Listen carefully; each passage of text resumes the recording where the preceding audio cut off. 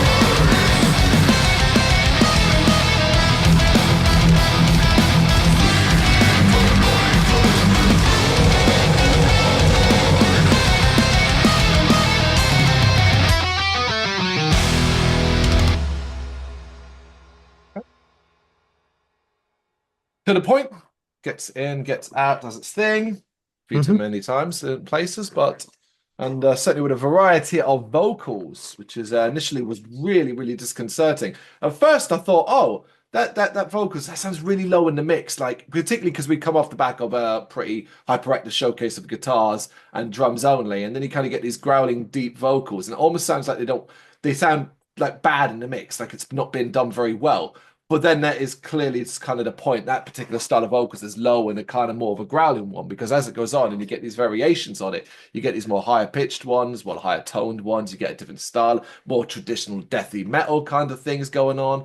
It's a mix. It's certainly interesting. I think it hits its high point in the chorus, but it's still all off and about the guitars, man. They are front and center in that track, just right racing away.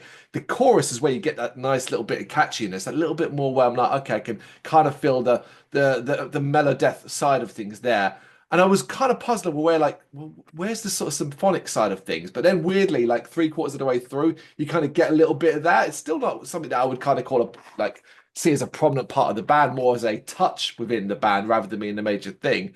But it's a nice little variation. Particularly at that point, we had kind of followed the formula of verse, chorus, verse, chorus. We were kind of doing that very traditional song structure, so it kind of changed it up just a little bit refreshing and things like that. The video, it's a visualizer. It's like a lot of things just thrown into it. It's solid enough, a nice idea to make it stand out, but I found myself eyes wandering to other things, looking at the comments, reading the lyrics, that kind of thing. But I would say I like it. I like it. I wasn't blown away by it necessarily, but I liked it. I liked it as well. Um, but definitely of like, even with the little touches of it, like I wouldn't put it down as symphonic Mm, or epic, to be honest with you, like in that style. Like the Melodeath side of things you definitely get. Although I don't know, I guess like when you're kind of lining it up against kind of modern Melodeath, it's quite muddy sounding. yeah. Compared to the kind of a lot of it's these days. I'm not saying it should be, I'm just saying like a lot of it's more clear and a lot Hey, of yeah, clarity in it. yeah, But I do like it. There's some really, really cool guitars. I like guitars. Yay. yeah. And they had a lot of great like melodies and stuff like that going on, cool drums. I did like the vocals and I like the fact that they mixed them up. I think that Mm. helps a lot.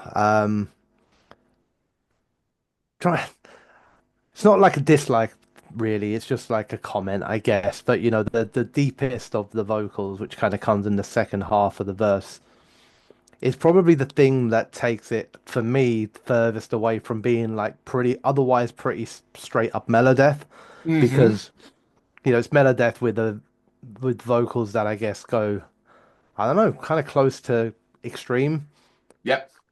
like rather than what generally in Melodeath these days is catchy and you can hear it and that sort of thing. And that's not necessarily a bad thing. It's just like it's cool to see somebody doing something different with the genre. But overall, I liked it as a song. It's 4 minutes long. It's enough to make me want to hear more from them, like and Yeah. see what the album's about, which is kind of important. Really, I guess if you're putting singles out, that's what you're trying to do is to entice people in to say, you know, did you like that? Would you Check check this some more out. out? And I Yeah. would, I would. I'd like to see more across the album as well now, I suppose, as well, to see if there are maybe songs that bring the symphonic in a bit more fully Yeah. or lean on the epic, whereas I guess if it was like a 10 track of this, I would still enjoy it to a point, but it probably wouldn't be like an album then that I would keep coming back and back and back to. Do you know what I mean? Like there's hopefully a bit of variety across the album too. But as a song, as a first time, or at least first time remembering ever hearing Needless, I liked it. I didn't love it. I liked it. That'll do. At this stage, I think as well, particularly as you said, is the idea that there'd be more variation as well was very hopeful. I agree with that because I also think like this 10 times or 11, 12, whatever would be less than stellar, even though I enjoyed it too. It does. I think it's well, it sounds, I was thinking in my head, it sounds almost silly, but yeah, it's like a heavier version of Melodeath at times. If that, but if you like, that does make sense, like to me, because it's like, well, what? Vocally, Yeah, that's what I mean. Yeah, you vocally, yeah. yeah, on that side, it's more you get more of a traditional death metal side of things rather than what should be, as you say, someone's because like Melodeath can be still harsh vocals, but sounds so clean, like that's almost like accessible, anthemic, and sing-alongable, like that kind Mm. of thing. That's not a word, but there you go. Whereas this, I certainly don't think that was the case. I think it's done enough as well now to ensure that the name will be remembered. Needless is a pretty solid name as it goes, in regards to like memory of a name band. And now when if it comes our way in future, Yeah. it'd be like, oh, cool, yeah, yeah, this band, know a little bit more about them, and hopefully find out a bit more further down the line. Yep. There you go. That's Derelict by Needless. Our thoughts on it. What do you reckon? You know what to do? Let us know in the comments. Thank you very much for watching. If you've enjoyed what you've seen, please consider hitting that like and subscribe button. It does help us out. You can find us at gbhbl.com and across all social media platforms. And if you really want to give us a bit of extra support, please consider buying us a cup of coffee over on our coffee page. Thank you.